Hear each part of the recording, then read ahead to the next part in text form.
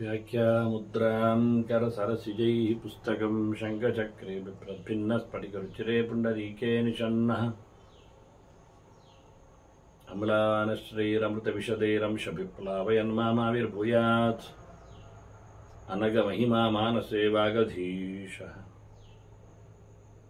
नमस्ते प्राणेश प्रणतविभुवायावनिमगाः नमः स्वामिन् रामप्रियतमनमन् गुरुगुणा नमस्तुभ्यं भीमप्रबलतमकृष्णेष्ट भगवन् नमः श्रीमन्मध्वप्रदिश सुदर्शन्नो जय जय श्रीगुरुभ्यो नमः। नारायणं सुरगुरुं जगदेकनाथं भक्तप्रियं सकललोकनमस्कृतं च त्रैगुण्यवर्जितमजं विभुमाद्यमीशं वन्दे भवग्रम् अमरासुरसिद्धवन्द्यं नारायणं नमस्कृत्य नरं चैव नरोत्तमं देवीं सरस्वती व्यासं ततो जयमुदीरये। ವೇದವ್ಯಾಸರ ಮಹಾಭಾರತದ ಚಿಂತಕರಿಗೆ ವಂದನೆಗಳು. ಶಾಂತಿ ಪರ್ವದ 152ನೆಯ ಪ್ರವಚನವಿದು. ಬಹಳ ಸುಂದರವಾದ ಒಂದು ಕಥೆಯನ್ನು ಹೇಳಿ ಭೀಷ್ಮರು ಧರ್ಮರಾಜನಿಗೆ ಕೆಟ್ಟ ಸ್ವಭಾವದವರ ಸಂಪರ್ಕವನ್ನು ಮಾಡುವಂತಿಲ್ಲ ಎನ್ನುವುದನ್ನು ತಿಳಿಸಿದ್ದಾರೆ. ಕೆಟ್ಟವರಿಗೆ ಬಹಳ ಕಾಲದವರೆಗೆ ಸಾಧು ಜನರ ಸಂಪರ್ಕವು ಸಿಗಲಾರದು ಎನ್ನುವುದು ಸಹ ಇಲ್ಲಿ ಕೊನೆಗೆ ಋಷಿಯಿಂದ ದೂರವಾದ ನಾಯಿಯ ಕಥೆಯಲ್ಲಿ ನಾವು ಅರ್ಥ ಮಾಡಿಕೊಳ್ಳಲಿಕ್ಕಾಗ್ತದೆ. ಇದನ್ನೇ ಇಟ್ಟುಕೊಂಡು ಭೀಷ್ಮರು ಮುಂದೆ ಆತನಿಗೆ ಒಳ್ಳೆಯವರ ಕೆಟ್ಟವರ ಭೃತ್ಯರ ಮಂತ್ರಿಗಳಾಗಲಿ ಮಿತ್ರರಾಗಲಿ ರಾಜ ಪರಿವಾರದವರ ರಾಜಸೇವಕರ ಲಕ್ಷಣಗಳ ಬಗ್ಗೆ ಕೆಲವು ಮಾತುಗಳನ್ನು ಭೀಷ್ಮರು ಉಲ್ಲೇಖ ಮಾಡುತ್ತಾರೆ. ಏವಂ ರಾಜ್ಞಾ ಮತಿಮತ ವಿಧಿತ್ವ ಶೀಲ ಶೌಚತ.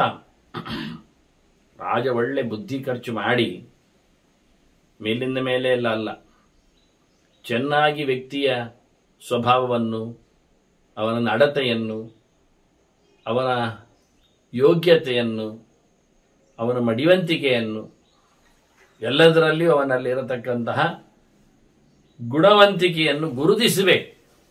ಆರ್ಜವಂ ಪ್ರಕೃತಿಂ ಸತ್ವಂ, ಅವನೆಷ್ಟು ಪ್ರಾಮಾಣಿಕ ಇದ್ದಾನೆ, ಅವನ ಸ್ವಭಾವ ಹೇಗೆ ಇದೆ, ಅವನಲ್ಲಿ ಯಾವ ರೀತಿಯಾದ ಕಸುಬು ತುಂಬಿದೆ, ಅಭಿಪ್ರಾಯ, ಶ್ರುತಂ ವೃತ್ತಂ, ಓದಿಕೊಂಡದ್ದೇನು, ನಡವಳಿಕೆ ಹೇಗೆ ಕಾಣುತ್ತದೆ, ಕುಲಂ ದಮಂ, ವಂಶದ ಕ್ರಮ, ಅವನ ನಿಗ್ರಹ, ಇಂದ್ರಿಯಗಳ ಮೇಲಿನ ಪ್ರಭುತ್ವ, ಅನುಕ್ರೋಶಂ ಬಲಂ ವೀರ್ಯಂ, ಜನನ ಮೇಲಿರತಕ್ಕ ಪ್ರೀತಿ ವಿಶ್ವಾಸ ದಯೆ, ಅವನಿಗೆ ಮತ್ತೊಬ್ಬರನ್ನು ಬಗ್ಗಿಸತಕ್ಕ ಸಾಮರ್ಥ್ಯ, ತನ್ನಲ್ಲಿರತಕ್ಕಂತಹ ವಿಶೇಷವಾದಂತಹ ಬಲ, ಪ್ರಭಾವಂ ಪ್ರಶಮಂ ಕ್ಷಮಾಂ, ಸೈರಣೆ, ದೇವರ ಮೇಲಿನ ಆ ಬಹಳಷ್ಟು ವೈಭವದ ಭಕ್ತಿ ಪ್ರೀತಿ ವಿಶ್ವಾಸ, ಅದರಂತೆ ಜನರ ಮೇಲೆ ಬೀಳಿಸತಕ್ಕಂಥ ಅವನ ಪ್ರಭಾವಗಳು ಶಕ್ತಿ, ಇವನ್ನೆಲ್ಲ ಚೆನ್ನಾಗಿ ನೋಡಿಕೊಂಡು ಭೃತ್ಯಾಯೇ ಯತ್ರ ಯೋಗ್ಯಾಸ್ಯು, ಯಾವ ವಿಷಯದಲ್ಲಿ ಯಾವ ಅಧಿಕಾರದಲ್ಲಿ ಅವರನ್ನು ನಿಲ್ಲಿಸಬೇಕಾಗ್ತದೆ ನೋಡಿಕೊಂಡು ತತ್ರ ಸ್ಥಾಪ್ಯಾ ಸುರಕ್ಷಿತ, ಚೆನ್ನಾಗಿ ಅವರನ್ನು ನೋಡಿಕೊಂಡು ಅಲ್ಲಿ ಇರಬೇಕು, ನಿಲ್ಲಿಸಬೇಕು ಅಂತ ಹೇಳ್ತಾರೆ. ಎಲ್ಲ ಗುಣಗಳು ಬಹಳ ಮೌಲ್ಯಯುತವಾದವುಗಳು. ಹಾಗಾಗಿ ಇದರ ಬಗ್ಗೆ ಬಹಳಷ್ಟು ಎಚ್ಚರದಿಂದ ಭೀಷ್ಮರು ಹೇಳುತ್ತಾ ಇದ್ದಾರೆ. ಇವನ್ನೆಲ್ಲ ರಾಜ ಚೆನ್ನಾಗಿ ನೋಡಬೇಕು. ನಾವರೀಕ್ಷ್ಯ ಮಹೀಪಾಲಃ ಪ್ರಕರ್ತುಂ ಭೃತ್ಯಮರ್ಹತ್.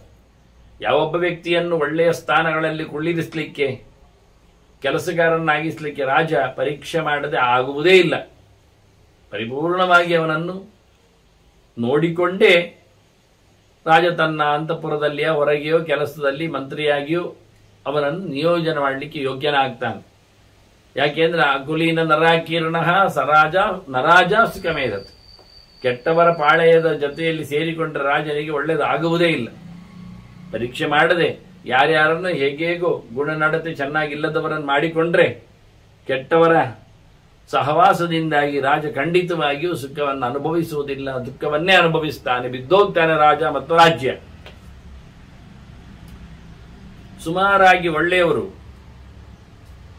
ಸಜ್ಜನರು, ಸಾಧುಗುಣ ಭರಿತರು, ಒಳ್ಳೆ ವಂಶದಲ್ಲಿ ಬಂದವರು, ಅವರು ರಾಜನಿಂದ ಒಂದೊಮ್ಮೆ ನಿಂದಿತರಾದರೂ ಹೆಚ್ಚು ಗಮನಿಸುವುದಿಲ್ಲ ಅವರು. ಯಾಕೆ ಅಂದರೆ ಅದೇ ಅವರ ಕ್ವಾಲಿಫಿಕೇಶನ್. ಕುಲಜ ಪ್ರಾಕೃತ ರಾಜ್ಞ ತತ್ ಕುಲೀನತಯ ಸತ. ಅವನು ಒಳ್ಳೆಯವನಾದ್ದರಿಂದಲೇ ಅವನು ಕೆಲಸದಲ್ಲಿ ನಿಯೋಜಿಸಲ್ಪಟ್ಟರೆ, ಒಂದೊಮ್ಮೆ ಅವನೇನು ಮಾಡಲಿಲ್ಲ, ತಪ್ಪು ಅವನದ್ದಲ್ಲ, ಆದರೂ ರಾಜ ಯಾವುದೋ ಒಂದು ಸಂದರ್ಭದಲ್ಲಿ ಬೈದನೋ, ಅವಹೇಳನ ಮಾಡಿದ್ನೋ, ನಿಂದನೆ ಮಾಡಿದ್ನೋ. ನ ಪಾಪೇ ಕುರುತೆ ಬುದ್ಧಿ ನಿಂದ್ಯಮಾನ ಹಾಪಿ ಅನಾಗಸಿ.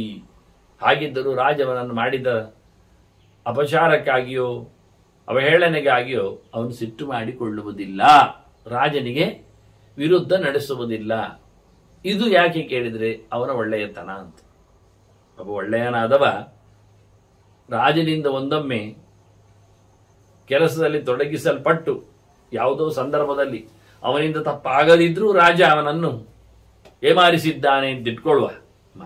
ಮಾಡಿದ್ದರೆ ತಪ್ಪಿಲ್ಲದವನಿಗೆ ಸಿಟ್ಟು ಜಾಸ್ತಿ ಅಲ್ವ ಈಗ ಬರಬೇಕಲ್ಲ, ಸರಿಯಾಗಿ ನೋಡಿಕೊಳ್ಳದೆ ಯಾಕೆ ಬೈತ್ಯ ಅಂತ ಕೇಳಿ ಅಥವಾ ಕೆಲಸ ಬಿಡಬಹುದಿತ್ತಲ್ಲ. ಇಲ್ಲ, ಮಾಡುವುದಿಲ್ಲ. ಯಾಕೆಂದ್ರೆ ನಾನು ಒಳ್ಳೆಯವನಾದ್ರಿಂದ ಕ್ಷಮಿಸ್ತಾನೆ. ಗೊತ್ತಿಲ್ಲದೆ ಆಗಿದೆ ಅಪರಾಧ, ಅರ್ಥ ಆದರೆ ಸಮ ಆಗತ್ತೆ. ಮತ್ತೆ ಅಂದ್ರೆ ಒಳ್ಳೆಯವನು ಯಾವತ್ತೂ ತನ್ನ ಒಳ್ಳೆಯತನವನ್ನು ಬಿಡುವುದಿಲ್ಲ, ಕ್ರೂರಿ ಆಗುವುದಿಲ್ಲ, ಸಹಿಸ್ತಾನೆ, ಕ್ಷಮಿಸ್ತಾನೆ. ಇಷ್ಟು ಸಮಯ ತನಗೆ ವೃತ್ತಿ ಕೊಟ್ಟಂತ ರಾಜನ ಮೇಲೆ ಗೌರವವನ್ನು ಇಟ್ಟುಕೊಳ್ಳುತ್ತಾನೆ. ತನ್ನ ತಪ್ಪಾಗದಿದ್ರೂ ಅವನು ಗದರಿಸುವಲ್ಲಿ ಏನೋ ಹೆಚ್ಚು ಕಡಿಮೆ ಆಗಿರಬೇಕು ಅಂತ ಅದನ್ನು ತಿಳ್ಕೊಳ್ಳುತ್ತಾನೆ, ಸರಿಪಡಿಸ್ತಾನೆ. ಇದು ಒಬ್ಬ ಒಳ್ಳೆಯವನ ಲಕ್ಷಣ. ಇಂಥವನು ಒಳ್ಳೆಯವನು ಅಂತ ಅರ್ಥ.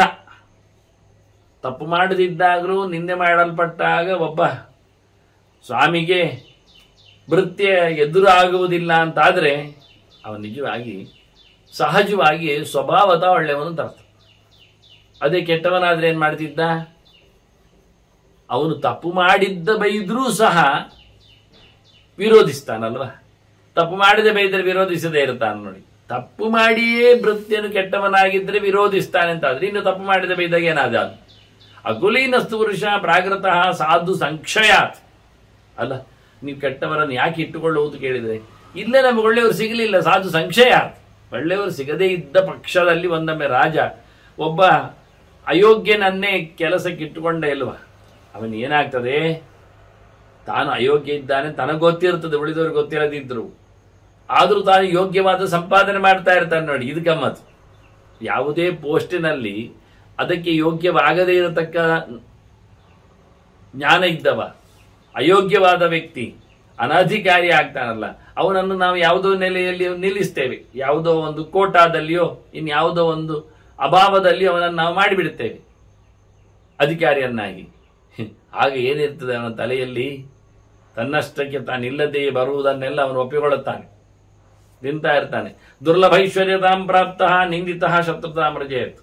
ಹಾಗೊಂದು ಸಂಪತ್ತಿನ ಮದದಿಂದಾಗಿ ಸೊಕ್ಕಿದವ, ತನ್ನಷ್ಟಕ್ಕೆ ತಿಂದು ಕೊಬ್ಬುವವ, ಏನು ಮಾಡುವುದಿಲ್ಲ, ಬೈದರೂ ನಡೆಸಿಕೊಡುವುದಿಲ್ಲ, ಅವನ ವೃತ್ತಿಯಲ್ಲಿ ಚೆನ್ನಾಗಿಲ್ಲ. ಇಂಥವನೊಂದೊಮ್ಮೆ ಕೆಟ್ಟವನಾಗಿದ್ರೆ, ಕೆಟ್ಟ ಸ್ವಭಾವನಾಗಿದ್ರೆ ಅವನನ್ನು ಒಂದೊಮ್ಮೆ ರಾಜ ತರಾಟೆಗೆ ತಗೊಂಡ್ರೆ ರಾಜನ ಮೇಲೆ ಸಿಟ್ಟಾಗ್ತಾನೆ, ರಾಜನಿಗೆ ವೈರಿ ಆಗ್ತಾನವ. ಆದ್ರೆ ಕೆಟ್ಟವರು ಒಳ್ಳೆಯವರು ಗೊತ್ತಾಗುವುದು ಹೇಗೆ ಕೇಳಿದ್ರೆ, ಕೆಲಸ ಮಾಡುವಾಗ ಅಷ್ಟೇ ಅಲ್ಲ, ಕೆಲಸದಲ್ಲಿ ಅವರ ತಾತ್ಪರ್ಯ, ರಾಜನಲ್ಲಿ ಅವರಲ್ಲಿರತಕ್ಕ ನಿಷ್ಠೆ, ಆ ಕೆಲಸ ಕೊಟ್ಟವರ ಮೇಲೆ ಇರತಕ್ಕಂಥ ಅಭಿಮಾನ. ಹಾಗೆ ಇಂಥ ಒಳ್ಳೆಯವನನ್ನು ನೋಡಿಕೊಂಡು ರಾಜ ಶತ್ರುಗಳನ್ನು ಆಗಿಸಿಕೊಳ್ಳದೆ ತನ್ನ ಮಿತ್ರರಾಗುವಂತೆ ಜನರನ್ನು ಉಪಯೋಗಿಸಿಕೊಳ್ಳಬೇಕು ಅಂತ ಹೇಳುತ್ತೆ. ಕಾಕಃ ಶ್ವಾನಃ ಅಕುಲೀನಶ್ಚ ಬಿಡಾಲಃ ಸರ್ಪ ಏವಚ ಅಕುಲೀನಾಚಯ ನಾರಿ ತುಲ್ಯಾಸ್ತೆ ಪರಿಕೀರ್ತಿತ. ಈ ಕೆಟ್ಟ ವಂಶದಲ್ಲಿ ಬಂದವ, ಕೆಟ್ಟ ನಡತೆಯವ, ಕೆಟ್ಟ ಗುಣದವ, ಅವನು ನಾಯಿ ಹಾಗೆ. ಕಾಗೆ, ನಾಯಿ, ಅವ, ಬೆಕ್ಕು, ಹಾವು ಇವೆಲ್ಲವೂ ಸಹ ಒಂದು ದೃಷ್ಟಿಯಿಂದ ಚೆನ್ನಾಗಿಲ್ಲ ಹೇಳುತ್ತಾರೆ ನೋಡಿ. ಬೆಕ್ಕನ್ನು ಚೆನ್ನಾಗಿಲ್ಲ ಅಂತ ಸೇರಿಸಿಬಿಟ್ರು, ಹಾವು ಸಹ ಸರಿ ಇಲ್ಲ ಅವರು ಹೇಳುವ ಲೆಕ್ಕಾಚಾರದಲ್ಲಿ. ಕಾಗೆಯನ್ನು ಸೇರಿಸಿದ್ದಾರೆ. ಕಾಗೆ, ನಾಯಿ, ಬೆಕ್ಕು ಮತ್ತೆ ಹಾವು ಇವರ ಹಾಗೆ ಹಾಳು ಮನುಷ್ಯ. ಹಾಳು ಮನುಷ್ಯನು ಈ ಕೆಟಗರಿಯಲ್ಲಿ ಸೇರ್ತಾನೆ. ಇದರಲ್ಲಿ ಹಾಳು ಹೆಂಗಸು ಸೇರಿಸ್ತಾನೆ ಭೀಷ್ಮ. ಅಕುಲೀನಾಚೆ ಆನಾರಿ ಅಂತ. ಸರಿ ಇಲ್ಲದ ಹೆಂಗಸು, ಸರಿ ಇಲ್ಲದ ಗಂಡಸು, ಇವರಿಬ್ಬರು ನಾಯಿ, ಬೆಕ್ಕು ಮತ್ತೆ ಕಾಗೆ, ಹಾವಿನಂತೆ ಒಳ್ಳೆಯವರಲ್ಲ. ಸ್ವಭಾವತಃ ಅವರು ಒಳ್ಳೆಯವರಲ್ಲ, ಕ್ರೂರಿಗಳಾಗಿರ್ತಾರೆ, ಅವಕಾಶವಾದಿಗಳಾಗಿರ್ತಾರೆ. ಆದ್ದರಿಂದ ಒಳ್ಳೆ ಗುಣಲಕ್ಷಣದ ನಡತೆ ಉಳ್ಳ ವ್ಯಕ್ತಿಯನ್ನೇ ಆಯ್ಕೆ ಮಾಡಬೇಕು ಅಂತ ಹೇಳ್ತಾರೆ. ಸಾಮಾನ್ಯವಾಗಿ ರಾಜರು ಇಂಥವರಿಗೆ ಹೆದರುತ್ತಾರೆ, ತಪ್ಪಿಸಿಕೊಳ್ಳುತ್ತಾರೆ, ಸಂಕಟ ಪಡ್ತಾರೆ. ಹಾಗಾಗಿ ಅಂಥವರನ್ನು ರಾಜ ಮಾಡಲೇಬಾರದು. ವೃತ್ತಿಯಲ್ಲಿ ಲೋಕಬಾಲಾಹ ಸದೋದ್ವಿಗ್ನ ಪಶ್ಯಂತಿ ಅಕುಲಜಾನ್ಯಥ. ಸರಿಯಿಲ್ಲದ ವಂಶದ ವ್ಯಕ್ತಿಗಳನ್ನು, ದುರ್ನಡತೆ ಉಳ್ಳವರನ್ನು ಕಂಡಾಗ ರಾಜನಿಗೆ ಬಹಳಷ್ಟು ತಳಮಳ ಆಗ್ತದೆ, ತೊಂದರೆ ಉಂಟಾಗ್ತದೆ, ಉದ್ವೇಗಕ್ಕೊಳಗಾಗ್ತಾನೆ, ಟೆನ್ಷನ್ ಬರ್ತದೆ ಅವನಿಗೆ. ಯಾಕೆಂದ್ರೆ ಎಂತ ಮಾಡಿ ಯಾರು ಗೊತ್ತಾಗುವುದಿಲ್ಲ ಅವರು ಯಾವ ರೀತಿಯಲ್ಲಿ ಪಿತೂರಿಯನ್ನು ನಡೆಸ್ತಾರೆ. ಅದರಿಂದ ಕೆಟ್ಟ ಹೆಂಗಸು ಹಾಗೆ ಅಂತ ಹೇಳಿಕೊಳ್ಳುವ ಮೂಲಕ ಪ್ರತಿಯೊಂದು ಮನೆಯಲ್ಲೂ ಈ ರೀತಿಯಾದಂತಹ ಸಂಕಟ ಆಗುವಂತೆ, ತಪ್ಪಿದವಳು ಗುಣನಡತೆ ಸರಿ ಇಲ್ಲದವಳು ಒಂದೊಮ್ಮೆ ಇದ್ರೆ ಹೇಗೆ ಹೆದರಿಕೊಂಡವರು ಬದುಕಬೇಕಾಗ್ತದೆ, ಹಾಗೆ ರಾಜರು ಹೆದರುತ್ತಾರೆ. ನಾರೀಮಾ ಪುರುಷಂ ಮಾತು ಶೀಲಂತತ್ರಾಪಿ ಕಾರಣ. ಅವರ ನಡತೆ ಇದಕ್ಕೆ ಕಾರಣ, ಅವರ ಸ್ವಭಾವ ಇದಕ್ಕೆ ಕಾರಣ. ಒಳ್ಳೆ ಸ್ವಭಾವದವರಾದ್ರೆ ಯಾವ ರಾಜರಿಗೂ ಬೇಸರ ಇಲ್ಲ ಆ ರಾಜ್ಯದಲ್ಲಿ ಇದ್ದಾಗ. ಕೆಟ್ಟ ಸ್ವಭಾವದವರಾದ್ರೆ ಆ ರಾಜ್ಯದಲ್ಲಿ ಇದ್ದಾಗ ರಾಜನ ಎಷ್ಟು ತೊಂದರೆ ಉಳ್ಳಾಗ್ತದೆ ಅನ್ನೋದನ್ನು ಇಲ್ಲಿ ಉಲ್ಲೇಖ ಮಾಡ್ತಾರೆ. ಎಲ್ಲದಕ್ಕೂ ಕಾರಣ ಇಲ್ಲಿ ಏನು ಕೇಳಿದ್ರೆ, ಅವರಲ್ಲಿ ಕೆಟ್ಟ ನಡತೆ, ರಾಜನಲ್ಲಿ ಅವರ ಮೇಲೆ ವಿಶ್ವಾಸ. ವಿಶ್ವಾಸ ಅಂದ್ರೆ ರಾಜ ಏಕಾಏಕಿಯಾಗಿ ಯಾರ ಮೇಲೆ ದಂಡನೆಯನ್ನು ಮಾಡುವಾಗಿಲ್ಲ. ಸುಮಾರಾಗಿ ರಾಜನಿಗೆ ಎಲ್ಲರ ಪ್ರಜೆಗಳಲ್ಲ, ಪ್ರಜೆಗಳ ಮೇಲೆ ಎಲ್ಲರ ಮೇಲೆ ಆದಷ್ಟು ಪ್ರೀತಿ ವಿಶ್ವಾಸ. ಈ ಪ್ರೀತಿ ವಿಶ್ವಾಸ ತುಂಬಿದ ರಾಜ ಪ್ರಜೆಗಳಂತೆ ಭೃತ್ಯರನ್ನು ನೋಡುತ್ತಿರುವಾಗ, ಭೃತ್ಯ ತಾನು ತನ್ನ ಸ್ವಾರ್ಥದಲ್ಲಿ ನೆಲೆಗೊಂಡು ರಾಜನ ಮೇಲೆ ಪಿತೂರಿ ನಡೆಸ್ತಾ ಇದ್ರೆ ಎಲ್ಲಿ ಕೂಡಿ ಬರ್ತದಲ್ವ? ಆಗುವುದಿಲ್ಲ. ಅದನ್ನ ಅಹಿಂಸಾಶೀಲ ಸಂಯೋಗಾತ್ ಧರ್ಮಶ್ಚಾಕುರತಾಮ್ರಜ. ಇಲ್ಲಿಂದ ಧರ್ಮಮೈ ಕುಸಿತದೆ, ಧರ್ಮಕ್ಕೆ ಗೊಂದಲ. ರಾಜನಿಗೆ ಪ್ರಜಾಮಾತ್ಸಲ್ಯದಿಂದ ಈ ರೀತಿಯಾಗಿ ತೊಂದರೆ ಮಾಡತಕ್ಕಂತಹ, ಸೋಮಾರಿತನ ಮಾಡತಕ್ಕಂತಹ ಭೃತ್ಯರ ಮೇಲೆ ಒಂದು ರೀತಿ ಅನುಕಂಪೆ, ಭೃತ್ಯರಿಗೆ ರಾಜನ ಮೇಲೆ ಅವಿಶ್ವಾಸ. ಹೀಗಾಗಿ ಧರ್ಮ ಸಂಕಟ ಆಗುತ್ತೆ, ರಾಜಧರ್ಮ ತೊಂದರೆಗೀಡಾಗ್ತದೆ. ಆದ್ರಿಂದ ಒಳ್ಳೆಯವರನ್ನು ಹುಡುಕಿಯೇ ಇಲ್ಲದಿದ್ರೂ ಸಹ ಒಳ್ಳೆಯವರನ್ನು ಹುಡುಕಿಯೇ ಆದಷ್ಟು ರಾಜ ತನ್ನ ಜನರನ್ನು ಮಾಡಿಕೊಳ್ಳಬೇಕು ಅಂತಾರೆ. ಎಷ್ಟರ ಮಟ್ಟಿಗೆ ವಿಶೇಷತೆ ಹೇಳ್ತಾರೆ ಕೇಳಿದ್ರೆ, ಅಸಿತಂ ಸಿತಕರ್ಮಾಣಂ ತಥಾ ಜಾತಂ ತಪಸ್ವಿನಂ ವೃತ್ತಸ್ಥಮಪಿ ಚಂಡಾಲಂ ತಂದೇವಾ ಬ್ರಾಹ್ಮಣಂ ವಿದುಹು. ಈ ಗುಣಲಕ್ಷಣದ ಬಗ್ಗೆ ಮಾತಾಡಿದಾಗ ಯಾರು ಬ್ರಾಹ್ಮಣ ಅಂತ ಕೇಳಿದ್ರೆ, ಯಾರು ಬ್ರಾಹ್ಮಣನನ್ನು ಹೇಳುವುದು ನಾವು ಅಂತಾನೆ. ನಮಗೆ ಗುಣಲಕ್ಷಣದಿಂದ ಬ್ರಾಹ್ಮಣ್ಯವನ್ನು ಗುರುತಿಸಲಿಕ್ಕೆ ಬರ್ತದೆ ಹೊರತು ಬೇರೆ ರೀತಿಯಲ್ಲಿ ಅಲ್ಲ ಅಂತ. ಒಬ್ಬ ಮನಸ್ಸನ್ನಿನಲ್ಲಿ ಏನನ್ನು ಹಚ್ಚಿಕೊಳ್ಳದವ, ಅಂದ್ರೆ ವಿಶೇಷವಾಗಿ ಆಧ್ಯಾತ್ಮಿಕವಾದ ಚಿಂತನೆಯಲ್ಲಿ ರತನಾಗುವ ಮೂಲಕ ಆತ ಪ್ರಪಂಚದ ಕೆಲಸದಲ್ಲಿ ಹೆಚ್ಚು ತನ್ಮಯನಿಲ್ಲ. ಇದು ಅಸಿತ ಅಂದ್ರೆ. ಅಸಿತ ಅಂದ್ರೆ ಕಪ್ಪಿದ್ದಾನೆ, ಹೌದು. ಸಿತ ಕರ್ಮಾಣ, ಬಿಳಿ ಕೆಲಸ ಮಾಡ್ತಾ ಇದ್ದಾನೆ, ಅದು ಸತ್ಯ. ಸ್ವಚ್ಛವಾದ ಕೆಲಸ ಮಾಡ್ತಾನೆ. ಸ್ವಯಂ ಅವನನ್ನು ಸಮಾಜ ಆಗಲಿ ಅಥವಾ ಇನ್ನಿತರವಾಗಲಿ ಗಡಣ ಅವನನ್ನು ದೂರ ಇಟ್ಟಿದೆ. ಕಪ್ಪು ಮೈಯವ, ಆದರೆ ಬಿಳಿ ಮನಸ್ಸಿನವ. ಕರ್ಮದಲ್ಲಿ ಶುದ್ಧತೆ ಇದೆ, ಕಪ್ಪಿಲ್ಲ. ಶಾಸ್ತ್ರೀಯವಾದ ಕರ್ಮಗಳನ್ನು ಮಾಡುತ್ತಾ ಇದ್ದಾನೆ. ಕರ್ಮದಲ್ಲಿ ಬದ್ಧನಿದ್ದಾನೆ, ಮನಸ್ಸಿನಲ್ಲಿ ಮುಕ್ತನಿದ್ದಾನೆ. ಲೋಕದಲ್ಲಿ ಹೆಚ್ಚಿನವರೆಲ್ಲ ಕರ್ಮದಲ್ಲಿ ಪೂರ್ಣ ಬದ್ಧರೆ, ಮತ್ತೆ ಮನಸ್ಸಿನಲ್ಲಿ ಮುಕ್ತರಲ್ಲ, ಅಲ್ಲಿಯೂ ಬದ್ಧರೆ ಅವರು. ಇದರಿಂದ ಸಿಕ್ಕಿ ಬೀಳ್ತಾರೆ. ಇನ್ನು ಕೆಲವರು ಮನಸ್ಸಿನಲ್ಲಿ ಬದ್ಧರಿದ್ರು ಕರ್ಮದಲ್ಲಿ ಮುಕ್ತರನ್ನಾಗಿ ಸೋಮಾರಿಯಾಗಿರುತ್ತಾರೆ, ಅದು ತಪ್ಪು. ಇವ ಲೌಕಿಕ ಕರ್ಮವನ್ನು ಮಾಡ್ತಾನೆ ಇದ್ದಾನೆ, ಆದರೆ ಮಾನಸಿಕವಾಗಿ ಭಗವಂತನ ಎಚ್ಚರವನ್ನು ಪಡೆದಿದ್ದಾನೆ. ಒಳ್ಳೆ ನಡತೆಯಲ್ಲಿ, ತನ್ನ ಕೈಂಕರ್ಯದಲ್ಲಿ ತನ್ನ ಪ್ರಕಾರ ತಾನಿದ್ದಾನೆ. ಹಾಗಿರುವಾಗ ಸ್ವಚ್ಛವಾದ ಪ್ರಕೃತಿ ಧರ್ಮವನ್ನು ಆಶ್ರಯಿಸಿಕೊಂಡಿರುವ ಇವನನ್ನು ನಾವು ಖಂಡಿತವಾಗಿಯೂ ಬ್ರಾಹ್ಮಣ ಅಂತ ಹೇಳುತ್ತೇವೆ ಅಂತ. ಯಾರವನು ಚಂಡಾಲ ಬೇಕಾದ್ರೆ ಇದನ್ನು ಪ್ರಹ್ಲಾದನ ಹೇಳಿದ್ನಂತ, ವಿಪ್ರಾಡ್ ದ್ವಿಷಡ್ಗುಣಯುತ ಅದಂತ. ಹಾಗಾಗಿ ಸ್ವಚ್ಛ ವೃತ್ತಿಯವ, ತನ್ನ ಕೆಲಸವನ್ನು ನಡೆಸಿಕೊಡುವವ, ಅವನು ತಪಸ್ವಿಯಂತೆ ಇದ್ದಾನೆ, ತಪಸ್ಸು ಮಾಡುತ್ತಾ ಇದ್ದಾನೆ ತನ್ನ ಚರ್ಯೆಯಲ್ಲಿ, ಅಂತವನ್ನ ನಾವು ಬ್ರಾಹ್ಮಣ ಅಂತ ಹೇಳಿಬಿಡುತ್ತೆ. ಮತ್ತೆ ಬ್ರಾಹ್ಮಣ ಪಾಪಕರ್ಮಾಚ ಮ್ಲೇಂಚೋವ ಧಾರ್ಮಿಕ ಶುಚಿ. ಈಗ ನೀವು ನೋಡಿ, ಒಬ್ಬ ಮ್ಲೇಂಚ ಇದ್ದಾನೆ, ಸಂಸ್ಕಾರ ಇಲ್ಲ ಅವನಿಗೆ, ಅವನು ನಮ್ಮ ದೇಶದವನೇ ಅಲ್ಲ ಬೇಕಾದರೆ, ಹಾಗಾಗಿ ಬೇರೆ ಮತವನ್ನು ಆಚರಿಸ್ತಾನವನು. ಆದರೆ ಅವನು ಕೆಟ್ಟ ಕೆಲಸ ಮಾಡುವುದಿಲ್ಲ. ಈ ಒಬ್ಬ ಕೆಟ್ಟ ಕೆಲಸ ಮಾಡತಕ್ಕ ಬ್ರಾಹ್ಮಣ ಇದ್ದಾನೆ, ಒಬ್ಬ ತನ್ನ ಧರ್ಮದಲ್ಲಿ ನೆರೆಗೊಂಡು ಒಬ್ಬ ಮ್ಲೇಂಚ ಇದ್ದಾನೆ. ಯಾರಿದ್ರಲ್ಲಿ ಆಗಬಹುದು ಕೇಳಿದ್ರೆ, ಅದಕ್ಕೆ ಹೇಳ್ತಾರೆ ಭೀಷ್ಮರು, ಶ್ರೇಯಾಂತತ್ರ ಭವೇತ್.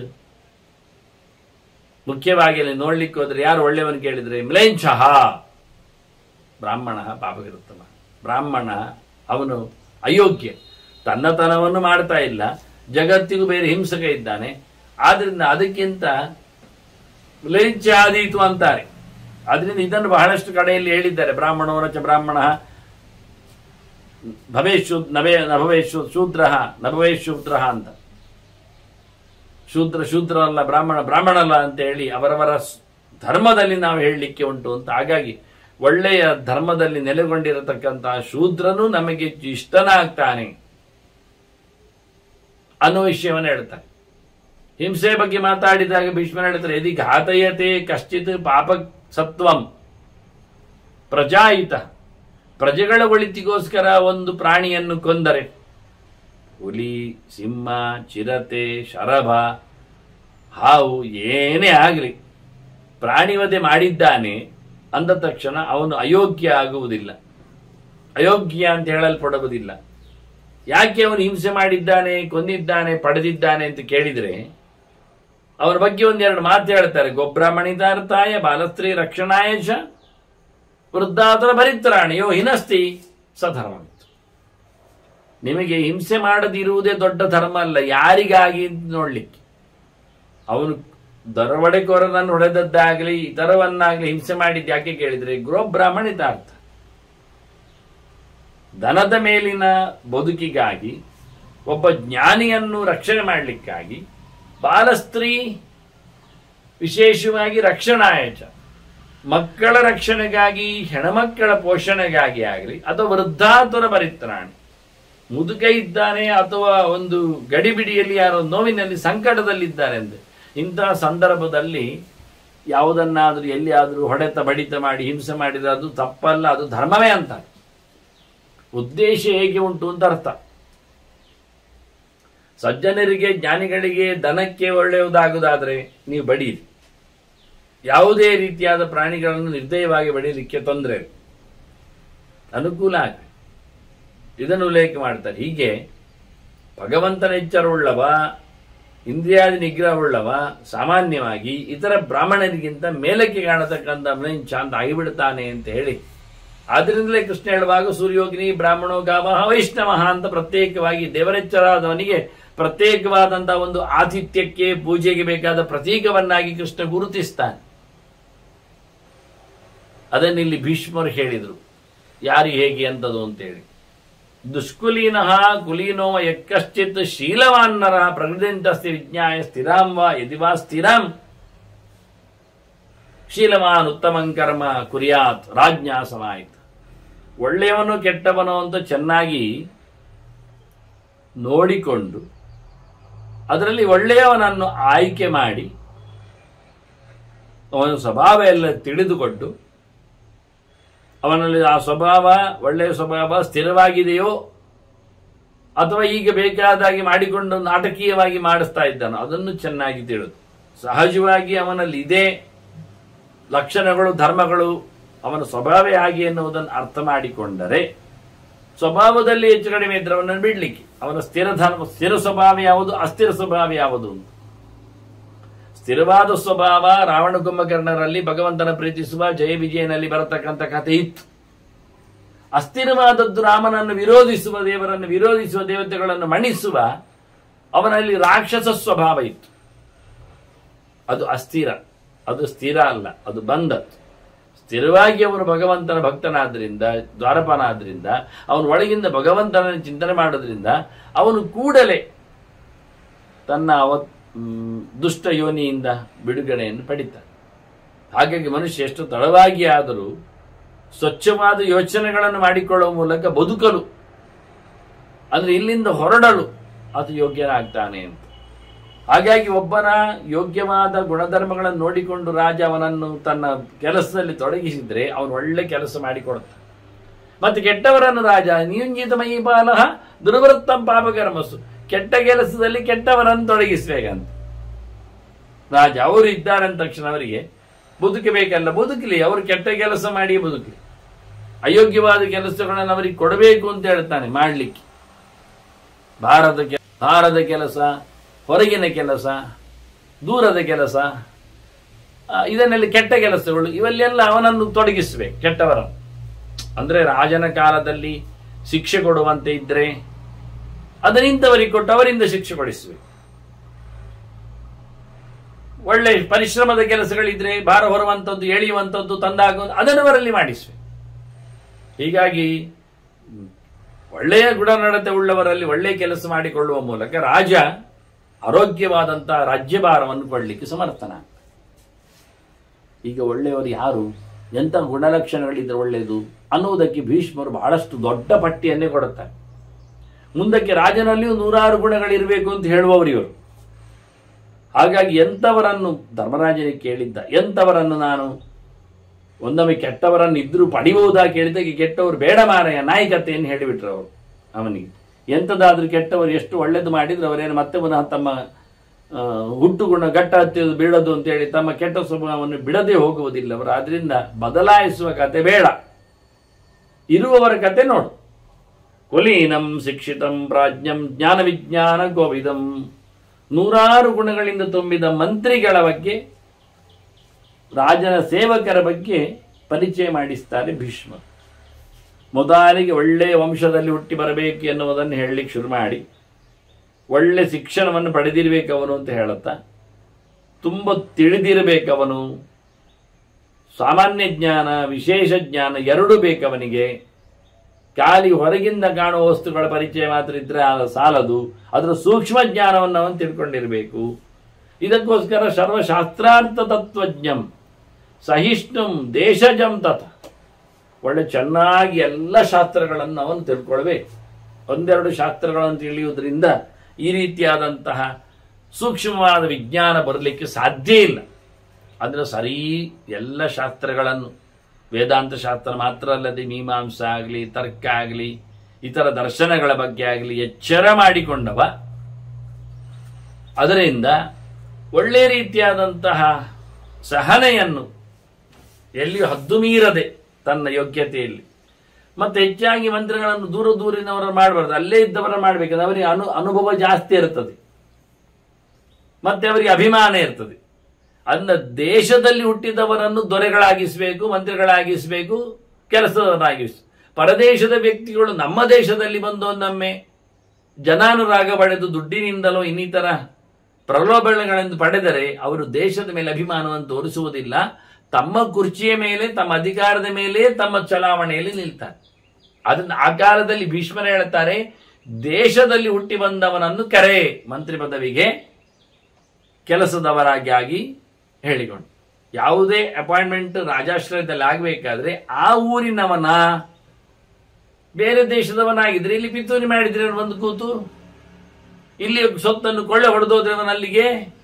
ಅದನ್ನ ಮೊದಲೇ ಹೇಳ್ತಾರೆ ಭೀಷ್ಮರು, ದೇಶ ಜಂ, ಒಳ್ಳೆ ದೇಶದಲ್ಲಿ ನಮ್ಮ ದೇಶದಲ್ಲಿ ಹುಟ್ಟಿ ಬಂದವನನ್ನು ನೀನು ಗುರುತಿಸು. ಕೃತಜ್ಞಂ ಬಲವಂತಂಚ ಕ್ಷಾಂತಂ ದಾಂತಂ ಜಿತೇಂದ್ರಿಯ, ಇಂದ್ರಿಯಗಳ ನಿಗ್ರಹ, ಮಾತಿನ ನಿಗ್ರಹ, ಎಲ್ಲರನ್ನು ಕ್ಷಮಿಸುವ ಸ್ವಭಾವ, ಒಳ್ಳೆ ಬಲ, ಆತ್ಮಬಲ, ಜೊತೆಯಲ್ಲಿ ಮಾಡಿದ್ದರ ಮೇಲೆ ಅಭಿಮಾನ, ಕೃತಜ್ಞ ಅಲ್ಲವ, ಮಾಡಿದವರನ್ನು ಮರೆತು ಬಿಡುವವ ಅಲ್ಲ, ಸಹಾಯ ಮಾಡಿದವರನ್ನು ಮತ್ತೆ ಮತ್ತೆ ನೆನಪಿಸಿಕೊಳ್ಳುವವರ ಸಹಾಯದಿಂದಾಗಿ ತನ್ನ ಎತ್ತರ ಆಗಿದೆ ಅಂತ ಅರ್ಥ ಮಾಡಿಕೊಳ್ಳುವವ, ಅಲುಬ್ಧಂ ಮತ್ತೆ ಲಬ್ಧ ಸಂತುಷ್ಟಂ, ಯಾರ ಸೊತ್ತಿನ ಮೇಲೂ ಲಾಲಸೆ ಆಸೆ ಮಾಡದವ, ಬಿಟ್ಟವ ಒಂದು ದೃಷ್ಟಿಯಿಂದ ಆಸೆಯನ್ನು. ಮತ್ತೆ ಪಡೆದದ್ರಲ್ಲಿ ಸಂತೋಷದಲ್ಲಿ ಇರುವವ ದೃಷ್ಟಿ.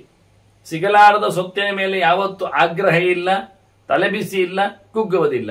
ಸಿಕ್ಕಿದ್ದರ ಮೇಲೆ ಹೆಮ್ಮೆ ಪಟ್ಟುಕೊಂಡು ಸಂತೋಷವಾಗಿರ್ತಾನೆ ಅಂತವನು ವಿಶೇಷವಾಗಿ. ಮತ್ತೆ ಸ್ವಾಮಿ ಮಿತ್ರ ಬಭೂಷಕ, ಅವನಿಗೆ ತನ್ನವರ ಮೇಲೆ ಪ್ರೀತಿ ವಿಶ್ವಾಸ ಇರಬೇಕು. ತನ್ನ ಮೇಲಿನ ಮಾಲಕನಿಗೆ, ಸ್ವಾಮಿಯ ಮೇಲೆಗೂ ಒಡೆಯನ ಮೇಲೆಯೂ ಸಹ ಅವನಿಗೆ ಒಳ್ಳೆಯ ರೀತಿಯಾದಂತಹ ಗೌರವಾದಿಗಳಿರಬೇಕು. ಸಚಿವಂ ದೇಶ ಕಾಲಜ್ಞಂ ಸರ್ವ ಸಂಗ್ರಹಣೆ ರಥಂ, ಇಡೀ ಪ್ರಜೆಗಳನ್ನು ಒಟ್ಟು ಸೇರಿಸುವಲ್ಲಿ ಅವನು ಸಫಲನಾಗುವಾಗಿರಬೇಕು. ಅದಕ್ಕೆ ಆಸೆ ಇರಬೇಕು ಅವನಿಗೆ. ಎಲ್ಲರನ್ನು ಬೇರೆ ಮಾಡುವ, ಒಡೆಯುವ, ನಿಂದೆ ಮಾಡುವ, ದೂರ ಕಳಿಸುವ ಸ್ವಭಾವದವನಲ್ಲವ. ಎಲ್ಲರೂ ಒಟ್ಟಾಗಿರುವಂತೆ ಮಾಡಿಕೊಳ್ಳತಕ್ಕಂಥ ವಿಶೇಷವಾದಂಥ ಕಾಳಜಿ ಅವನಲ್ಲಿ ಇದೆ. ಅಂಥವನು ದೇಶಕ್ಕೆ ಕಾಲಕ್ಕೆ ಅನುಗುಣವಾಗಿ ತನ್ನ ಚಿಂತನೆಯನ್ನು ಸರಿಗೊಳಿಸುವವನು, ಕಳಿಸಿಕೊಡುವವನು ನಮಗೆ ಮಂತ್ರಿಯಾಗಿ ಬರಬೇಕು ಅಂತ ರಾಜ ಹೇಳ್ತಾನೆ. ಅವರ ಲಕ್ಷಣ, ಇನ್ನೂ ಕೆಲವು ಲಕ್ಷಣಗಳನ್ನು ಹೇಳ್ತಾನೆ ಅವರ ಬಗ್ಗೆ. ಸಂಸ್ಕೃತಂ ಯುಕ್ತವಚನಂ ಹಿತೈಷಿಣಂ ಅತಂದ್ರಿತಂ ಅಂತ. ಒಳ್ಳೆ ಮಾತಾಡುವವನು ಬೇಕು, ಅದರಲ್ಲಿ ಸಂಸ್ಕೃತಜ್ಞ ಬೇಕು. ಅವನ ಮಾತು ಸಂಸ್ಕೃತವಾಗಿರ್ಬೇಕು, ಸಂಸ್ಕಾರಿತವಾಗಿ ಸ್ವಯಂ ತಾನು ಸಂಸ್ಕಾರ ಯೋಗ್ಯನಾಗಿರ್ಬೇಕು, ಯೋಗ್ಯ ಸಂಸ್ಕಾರದಿಂದ ಕೂಡಿದವನಾಗಿರ್ಬೇಕು. ಪ್ರಾಕೃತನಂತೆ ಅರೆಬೆರೆಯವನಾಗಿರುವ ಪರಿಪೂರ್ಣ ಪರಿಷ್ಕೃತನಾದ ವ್ಯಕ್ತಿತ್ವವುಳ್ಳವನು ನಮಗೆ ಬೇಕು ಆ ಲೆಕ್ಕದಲ್ಲಿ. ಮತ್ತು ಇಂದ್ರಿಯಗಳ ಲಾಲಸೆ, ಭೋಗ ಲಾಲಸೆ ಎಲ್ಲ ಇರಬಾರ್ದವನಿಗೆ. ಅಂತವನು ನಮಗೆ ಸಚಿವನಾಗಲಿಕ್ಕೆ ಅನುಕೂಲ ಆಗ್ತಾನೆ.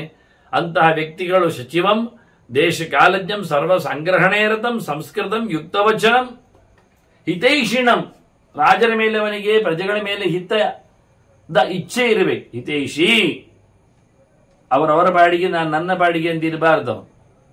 ಆ ರೀತಿಯಾಗಿ ರಾಜ್ಯದ ಮೇಲೆ, ರಾಜನ ಮೇಲೆ ಅವನಿಗೆ ವಿಶ್ವಾಸ ಇರಬೇಕು, ಪ್ರೀತಿ ವಿಶ್ವಾಸ ಇರಬೇಕು. ಅವರಿಗೆ ಒಳ್ಳೇದಾಗಲಿ ಅನ್ನೋದಕ್ಕೆ ಎಚ್ಚರ ಆಗಬೇಕು, ಹಾಳಾಗಿ ಹೋಗ್ಲಿ ಅಲ್ಲ. ಆನಂದ ಯುಕ್ತಾಚಾರಂ ಸವಿಷಯ, ಅವನಿಗೆ ಸಂಬಂಧಪಟ್ಟಂತ ಆಚಾರ ವಿಷಯದಲ್ಲಿ ಚೆನ್ನಾಗಿ ಅವನು ದುಡಿಬೇಕು. ರಾಜನ ಕೆಲಸ ಸಿಕ್ಕಿತು ಅಂದ ತಕ್ಷಣ ಜಪಪೂಜೆ ಪುನಸ್ಕಾರಗಳನ್ನೆಲ್ಲ ಬಿಡುವುದಲ್ಲ. ಅವನ ಧರ್ಮದ ಕೆಲಸವನ್ನು ಚೆನ್ನಾಗಿ ಅವನು ಮಾಡ್ತಾ ಇರಬೇಕು. ಮತ್ತೆ ರಾಜನ ವಿಷಯದಲ್ಲಿ ಸಂಧಿ ವಿಗ್ರಹ ಕೋವಿದಂ, ಅವನಿಗೆ ಯಾವಾಗ ಸಂಧಾನ ಮಾಡಬೇಕು, ಯಾವಾಗ ನಾವು ಯುದ್ಧ ಮಾಡಬೇಕು, ಯಾವಾಗ ಹಿಂತಿರುಗಬೇಕು, ಇದನ್ನೆಲ್ಲ ಚೆನ್ನಾಗಿ ತಿಳಿದಿರಬೇಕು. ರಾಜ್ಯದ ಬಗ್ಗೆ ತಿಳಿಯದೇ ಇದ್ದವನನ್ನು ರಾಜ್ಯದಲ್ಲಿ ಕೆಲಸ ಮಾಡುವುದೇಕೆ? ಆದ್ದರಿಂದ ರಾಜರ ಪರರಾಜರ ಆಕ್ರಮಣಕ್ಕೆ ಬಂದಾಗ ಸರಿಯಾಗಿ ಅದರ ಬಗ್ಗೆ ಚೆನ್ನಾಗಿ ಅರ್ಥ ಮಾಡಿಕೊಳ್ಳುವಷ್ಟು ಅವನಲ್ಲಿ ಇರಬೇಕು ವಿಷಯ. ಶಸ್ತಂ ತ್ರಿವರ್ಗ ವೇತ್ತಾರಂ, ಧರ್ಮಾರ್ಥ ಕಾಮಗಳನ್ನು ಚೆನ್ನಾಗಿ ತಿಳಿದಿರಬೇಕು. ಮತ್ತವನು ಪ್ರಶಸ್ತನಾಗಿರ್ಬೇಕು, ಪ್ರಸಿದ್ಧನಾಗಿರಬೇಕು, ಗಟ್ಟಿಮುಟ್ಟಿ ಇರಬೇಕು. ಪೌರ ಜಾನಪದ ಪ್ರಿಯಂ, ಊರಿಗೆ, ಹಳ್ಳಿಗರಿಗೆ, ಜನರಿಗೆ ಇಷ್ಟ ಆಗಿರಬೇಕು. ಎಲ್ಲಿಯೋ ಮುಗುಮ್ಮಾಗಿ ದೂರದಲ್ಲಿ ಕೂತು ಜನರಿಗೆ ಬೇಡವಾದವನಾಗುವ ಜನಾನುರಾಗಿಯಾದವನನ್ನು, ಅದರೊಟ್ಟಿಗೆ ಸೈನ್ಯವನ್ನು ಕಟ್ಟಲು ಸಮರ್ಥ ಆಗಬೇಕು. ಸೇನಾ ವ್ಯೂಹ, ವಿಶೇಷವಾಗಿ ಸೇನೆಗಳಲ್ಲಿ ಹೇಗೆ ಆಗಿರಬೇಕು, ನಡೆ ಹೇಗೆ ಎನ್ನುವುದರ ಬಗ್ಗೆ ಅದನ್ನು ಕಟ್ಟುವ ರೀತಿಯಾಗಿ ಸೇನಾ ವ್ಯೂಹನ ತತ್ವಜ್ಞಂ. ಮತ್ತೆ ಅದರೊಟ್ಟಿಗೆ ಬಲಹರ್ಷಣ ಕೋವಿದಂ, ಸೈನ್ಯವನ್ನು ಉರಿದುಂಬಿಸ್ಲಿಕ್ಕೆ ಗೊತ್ತಬೇಕು ಅವನಿಗೆ. ಆಗ ಅವನ ಸೈನ್ಯ ದೊಡ್ಡದಾಗಿ ಕಾಣುತ್ತದೆ. ಅವರಲ್ಲಿ ನಿದ್ದೆ ಬಾರದ ಹಾಗೆ, ಸೋಮಾರಿತನ ಉಳಿಯದ ಹಾಗೆ, ಏಕೆ ಮನಸ್ಸಿನಿಂದ ಹುಮ್ಮಸ್ಸಿನಿಂದ ಉತ್ಸಾಹಭರಿತವಾಗಿ ಹೋರಾಡುವ ಹಾಗೆ ಇವನು ತಾನು ಇದ್ದುಕೊಂಡು ಕೆಲಸ ಮಾಡಬೇಕು. ಮಂತ್ರಿಯ ಕಥೆ ಅಷ್ಟು ಜೋರುಂಟು, ಅವನಿಗೆ ಅದು ಗೊತ್ತಿರಬೇಕು. ಹೇಗೆ ಮಾತಾಡಿದರೆ ಸೈನ್ಯ ಖುಷಿ ಪಡುತ್ತದೆ, ಜಯವನ್ನು ತಂದುಕೊಡುತ್ತದೆ ಅಂತ. ಮುಖ್ಯ ಕಾರಣವೇ ಅವುಗಳ ಏಕಸೂತ್ರತೆ. ಇದರೊಟ್ಟಿಗೆ ಅವನು ರಾಜ್ಯದ ಬಗ್ಗೆ ತಿಳಿದ ಹಾಗೆ ವಿಶೇಷವಾಗಿ ಇಂಗಿತಾಕಾರ ತತ್ವಜ್ಞಂ, ಪ್ರತಿಯೊಬ್ಬರ ಮನಸ್ಸಿನಲ್ಲಿ ಹೇಗಿರ್ತದೆ ಅಂತ ರಾಜನದ್ದು ಸಹ ತಿಳಿದು ಸರಿಯಾಗಿ ಪ್ರವರ್ತಿಸಬೇಕು. ಹೇಳಬೇಕಲ್ಲ, ಕಾಯುವುದಲ್ಲ. ಹೇಳದು ಮುಂಚೆಯೇ ಪ್ರಜೆಗಳ ಅಭಿಪ್ರಾಯ ಏನು, ತಮ್ಮ ಅಭಿಪ್ರಾಯ ಹೇಗೆ ಅನ್ನೋದರ ಬಗ್ಗೆ ಚೆನ್ನಾಗಿ ಗಮನಿಸಿಕೊಳ್ಳುವಂತಹ ಯೋಗ್ಯತೆ ಅವನಿಗೆ ಬೇಕು. ಅದರೊಟ್ಟಿಗೆ ರಾಜ ಹೋರಾಟಕ್ಕೆ ಇಳಿದ್ರೆ ಯಾತ್ರಾ ಸೇನಾ ವಿಶಾರದಂ, ಇವನಿಗೆ ಹೇಗೆ ಹೋಗುವುದು, ಸೈನ್ಯ ಹೇಗೆ ಹೋಗಬೇಕು, ರಾಜನ ಕಥೆ ಹೇಗೆ ಎನ್ನುವುದು ಗೊತ್ತಿರಬೇಕು. ಅಂದ್ರೆ ರಾಜ್ಯದ ರಾಜತನದ ಅಂಗಗಳೆಲ್ಲ ಹಿಂದೆ ಹೇಳಿದಾಗೆ ಅಷ್ಟಾಂಗಾದಿಗಳೆಲ್ಲ ಅರ್ಥ ಚೆನ್ನಾಗಿ ಆಗಿದ್ರೆ ಇವ ಚೆನ್ನಾಗಿ ಹೋಗ್ತಾನೆ. ಅಂತ ವ್ಯಕ್ತಿ ನಮಗೆ ಬೇಕು. ಏನು ಗೊತ್ತಿಲ್ಲದವನನ್ನು ಕುಳ್ಳಿರಿಸಿ ತಯಾರಿಸಲಿಕ್ಕೆ ಬರುವುದಿಲ್ಲ. ಸ್ವಯಂ ಅದರಲ್ಲಿ ಇಂಟ್ರೆಸ್ಟ್ ಇದ್ದವ ಪ್ರವೇಶ ಮಾಡ್ತಾನೆ. ಎಷ್ಟು ಸಂಪತ್ತಿನ ವಿನಿಯೋಗ ಆಗಿದೆ ಬಂದಿದೆ ಎನ್ನುವುದನ್ನೆಲ್ಲ ತಿಳ್ಕೊಂಡವ ಒಂದು ದೃಷ್ಟಿಯಿಂದ. ಮತ್ತೆ ಅದು ಮಾತ್ರ ಅಲ್ಲ, ಸೈನ್ಯ ಎಷ್ಟು ದೊಡ್ಡದು ಕೇಳಿದ್ರೆ ಅವನದ್ದು ಒಂಟೆ, ಕತ್ತೆ, ಕುದುರೆ ಎಲ್ಲ ಉಂಟು. ಪ್ರಯಾಣಕ್ಕೆ ಬೇಕಾದಾಗ ಸಾಮಾನು, ಸರಜರಾಮ್ ಇದನ್ನೆಲ್ಲ ಆಚೆ ಈಚೆ ಕಡ್ಕೊಂಡು ಹೋಗ್ಲಿಕ್ಕೆ, ಸಾಮಾನು ಸರಂಜಾಮಗಳ ಸರಬರಾಜಿನಲ್ಲಿ ಅವನು ಚೆನ್ನಾಗಿ ಗೊತ್ತಿರ್ಲಿಕ್ಕೋಸ್ಕರ ಹಸ್ತಿ, ಶಿಕ್ಷಾ, ಅಶ್ವತತ್ವಜ್ಞ. ಅವನಿಗೆ ಆನೆ ಬಗ್ಗೆ ಗೊತ್ತಿರಬೇಕು, ಕುದುರೆ ಬಗ್ಗೆ ಗೊತ್ತಿರಬೇಕು. ಚೆನ್ನಾಗಿ ತಿಳಿದಿದ್ದಾನೆ ಅಂದ ತಕ್ಷಣ ಅಹಂಕಾರ ಪಡಬಾರದು, ಅಹಂಕಾರ ವಿವರ್ಜಿತ. ಅವನಲ್ಲಿ ಈಗೋ ಇರ್ಲಿಕ್ಕಿಲ್ಲ. ಪ್ರಗಲ್ಭಂ ದಕ್ಷಿಣಂ ಶಾಂತಂ ಬಲಿನಂ ಯುಕ್ತ ಮಂತ್ರಿಣಂ, ಮಂತ್ರಾಲೋಚನೆ ಯೋಗ್ಯ ಆಗಿರಬೇಕು, ದಕ್ಷನಾಗಿರಬೇಕು, ಗಡ್ದು ಮಾತಾಡ್ಲಿಕ್ಕೆ ಬರಬೇಕು, ಸಾಮರ್ಥ್ಯ ಇರಬೇಕು. ಅದರಲ್ಲಿ ಮತ್ತೆ ತನ್ನನ್ನು ತಾನು ಕಂಟ್ರೋಲ್ ಮಾಡುವ ಪವರ್ ಬೇಕು ಅವನಿಗೆ. ಇಂಥವನಿದ್ದುಕೊಂಡು ಶುದ್ಧಾಚಾರ ಸಂಪನ್ನನಾಗಿ ಚೌಕ್ಷಂ ಕ್ಷೌಕ್ಷ ಜನಾಕೀರ್ಣ, ದಕ್ಷರಿರಬೇಕು, ದಕ್ಷರ ಜೊತೆಯಲ್ಲಿ ಸೇರಿರಬೇಕು. ಇಷ್ಟಾಗಿಯೂ ಮಂತ್ರಿಯವನು ಚೆನ್ನಾಗಿ ಕಾಣಬೇಕು. ಸುವೇಶಂ ಸುಖ ದರ್ಶನ, ಒಳ್ಳೆಯದಾಗಿ ಕಾಣಬೇಕು. ಮುಖ್ಯವಾಗಿ ಅವನು ಹೇಸಿಗೆ ಬಡವನಂತೆ ಅಥವಾ ಇನ್ನಿತರ ಚೌಕಾಶಿ ಮಾಡಿಕೊಂಡವನು ಕೂತ್ರೆ ಅವನಿಗೆ, ಯಾಕೆಂದ್ರೆ ವೇಷಕ್ಕೂ ಮರ್ಯಾದೆ ಉಂಟಲ್ಲ, ಖಾಲಿ ಮಾತ್ರ ಅಲ್ಲ, ಖಾಲಿ ತಿಳಿಸುವುದಲ್ಲ ಅವನು. ಹಾಗೆ ಅವನು ಒಳ್ಳೆಯ ನಾಯಕತನದಲ್ಲಿಯೂ ಕಾಣಬೇಕು. ನಮಗೆ ನಾಯಕನಾಗಿ ಈ ಲೋಕಕ್ಕೆ ವಿಶೇಷವಾದಂತಹ ಅರ್ಥವನ್ನು ಕೊಡುವಲ್ಲಿ ಅವನು ಸಮರ್ಥನಾಗಬೇಕು. ಒಳ್ಳೆಯ ಗುಣಗಳು ಬರಬೇಕು ಅವನ ಕೈಯಲ್ಲಿ. ಅವನು ಕೆಲವೊಮ್ಮೆ ವೇಷಕ್ಕೆ ಮರ್ಯಾದೆ ಕೊಡುವ ಮೂಲಕ ಜನರು ಅವನನ್ನು ನಾಯಕನನ್ನಾಗಿ ಗುರುತಿಸುವುದಿಲ್ಲ. ಅಂತಹ ನಾಯಕ ಅವನು ಒಳ್ಳೆಯ ರೀತಿಯಿಂದ ನಾಯಕತನಕ್ಕೆ ಬೇಕಾಗಿರತಕ್ಕಂಥ ನೀತಿ ಸಂಪನ್ನನ್, ನಾಯಕಂ ನೀತಿ ಕುಶಲಂ, ಹಾಗೆ ಗುಣೈಹಿ ಷಡಭಿಹಿ, 6 ಗುಣಗಳು ಅವನಲ್ಲಿ ಬರಬೇಕು. ಇದು ರಾಜನಿಗೆ ಸಂಬಂಧಪಟ್ಟಂತ ಗುಣಗಳು. ಸಂಧ್ಯಾದಿಗಳು ಇರುತ್ತದೆ, ಅದರೊಟ್ಟಿಗೆ ಬೇರೆ ಹಿಂದೆಲ್ಲ 6, 3, 9 ಬಗ್ಗೆ ತಿಳಿಸಿಕೊಟ್ಟಿದ್ದಾನೆ ಭೀಷ್ಮ. ಹಾಗಾಗಿ ಅಂತ ಎಲ್ಲ ರಾಜರಿಗೆ ಸಂಬಂಧಪಟ್ಟಂತಹ ಗುಣಗಳಿಂದ ಎಲ್ಲ ಚೆನ್ನಾಗಿ ಒಗ್ಗಿದವನಾಗಿದ್ದಾಗ ಅಂತವನು ಮತ್ತೆ ಅಸ್ತಬ್ಧ, ಅವನು ಸೆಟೆದು ನಿಲ್ಲುವುದು, ಎದುರು ನಿಲ್ಲುವುದು ಎಲ್ಲ ಆಗುವ. ವಿನಯ ಸಂಪನ್ನನಾಗಿರ್ಬೇಕು, ತಗ್ಗಿ ಬಗ್ಗಿ ನುಡಿಯುವ ಸಾಮರ್ಥ್ಯವನಲ್ಲಿರಬೇಕು. ಹಾಗಾಗಿ ಅಸ್ತಬ್ಧಂ ಪ್ರಶ್ರಿತಂ, ರಾಜರನ್ನು ಭಾರಿ ವಿಶ್ವಾಸದಿಂದ ಅವನು ನಂಬಿರ್ಬೇಕು. ಅಂತ ವ್ಯಕ್ತಿ ಶ್ಲಶ್ನಂ, ನಯ, ಮೃದುವಾದ ಮಾತುಕತೆ, ಸಾಫ್ಟ್ನೆಸ್ ಇವೆಲ್ಲ ಬೇಕು ಅವನಲ್ಲಿ. ತೀಕ್ಷ್ಣತೆ, ಕಠೋರ, ಕ್ರೂರತೆ, ಕರಾಳತೆ ಎಲ್ಲ ಬರಬಾರದು ಅವನಿಗೆ. ಮೃದುವಾದಿನ ಮೇವಚಿ, ಹೇಳುವಾಗಲೂ ಬಹಳ ಚೆನ್ನಾಗಿ ಮಾತಾಡಬೇಕು ಅವನು. ಅದನ್ನು ತೀಕ್ಷ್ಣವಾಗಿ ಕಠೋರವಾಗಿ ಮೋರಿಗೆ ಹೊಡೆಯುವಂತೆ ಇಲ್ಲ. ರಾಜರೆದುರೆಲ್ಲ ತಗ್ಗಿ ಬಗ್ಗಿ ಮಾತು ಆಡುವಂತೆ ಪ್ರಜೆಗಳಿಗೋಸ್ಕರವು. ಧೀರಂ ಶೂರಂ ಮಹರ್ದಿಂಚ, ಧೀರನಿರಬೇಕು, ಬುದ್ಧಿಮಂತನಿರಬೇಕು, ಶೂರನಿರಬೇಕು, ಬಲಿಷ್ಠನಿರಬೇಕು, ಗಟ್ಟಿಗನಿರಬೇಕು, ಗಟ್ಟಿಮುಟ್ಟಿರಬೇಕು, ಮತ್ತೆ ಒಳ್ಳೆಯ ಶ್ರೀಮಂತನೂ ಇರಬೇಕು ಎಲ್ಲ ವಿಷಯದಲ್ಲಿ. ಯಾಕೆಂದ್ರೆ ಪೂರ ಬಡವನಾಗಿದ್ದವನನ್ನು ಮಾಡಿದವನು ಕೊಳ್ಳೆ ಹೊಡೆದಾನು ರಾಜನನ್ನು.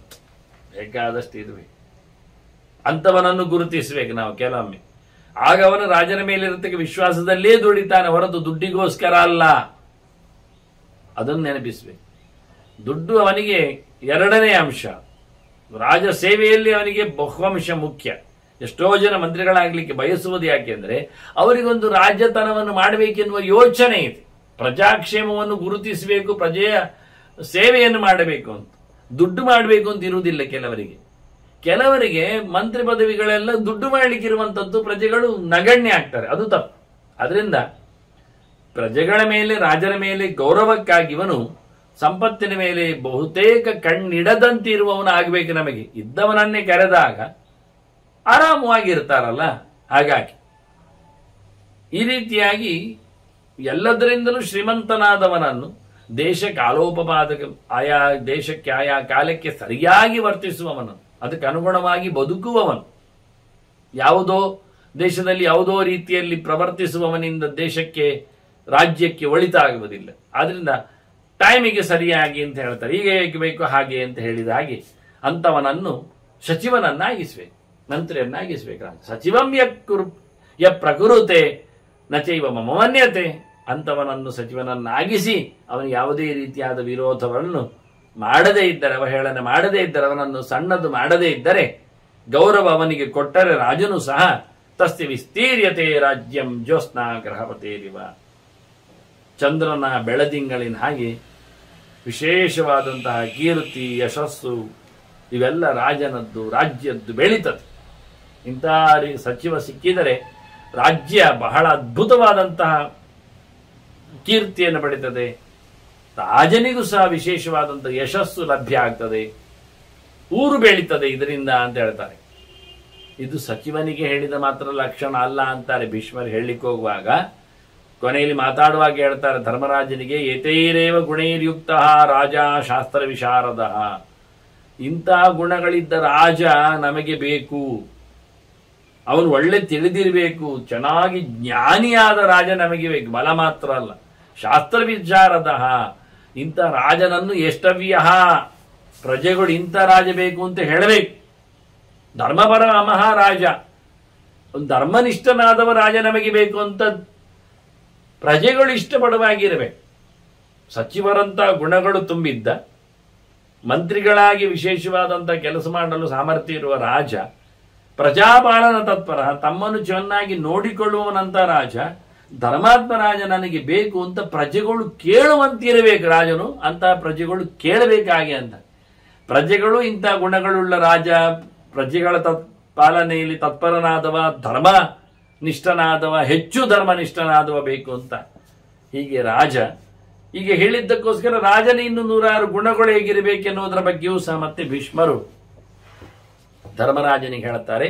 ಹೀಗಾಗಿ ರಾಜಧರ್ಮಗಳ ಬಗ್ಗೆ ಇದೇ ಗೆರೆಗಳು, ಇದೇ ಶಬ್ದಗಳು, ಇದೇ ಚಿಂತನೆಗಳಾದರೂ ಭೀಷ್ಮರು ಹೇಳುವ ನೆಲೆಯಲ್ಲಿ ನೋಡಿಕೊಂಡಾಗ ಈ ಎಲ್ಲ ಗುಣಗಳಿಗೂ ಒಂದಕ್ಕೊಂದು ಸಂಬಂಧ ಇದೆ. ಮತ್ತೆ ನಾವದನ್ನು ನೋಡಿಲ್ಲ, ವಿಶೇಷವಾಗಿ ಚಿಂತನೆ ಮಾಡುವಾಗ ಒಂದರ ಮೇಲೆ ಕೂತು ಒಂದೊಂದು ಕೆಲಸ ಮಾಡಿಕೊಡ್ತದೆ. ಆ ದೃಷ್ಟಿಯಿಂದ ನೋಡಿಕೊಂಡಾಗ ಧೀರನಾದವ ಶೂರನಾಗ್ತಾನೆ ಹೇಳುವ ಹಾಗೆ, ಧೀರ ಅಂದ್ರೆ ಧಿಯಾರಮತೆ ಅಂತ ಬುದ್ಧಿಯಲ್ಲಿ ಗಟ್ಟಿಗನಾಗ್ತಾನೆ, ಆದ್ರೆ ಕೆಲಸದಲ್ಲಿ ಪರ್ಪೋಷಿ ಆಗ್ತಾನಲ್ಲ, ಕೆಲಸದಲ್ಲಿಯೂ ಗಟ್ಟಿಗನಾಗ್ತಾನೆ ಅಂದಾಗ ಶೂರನು.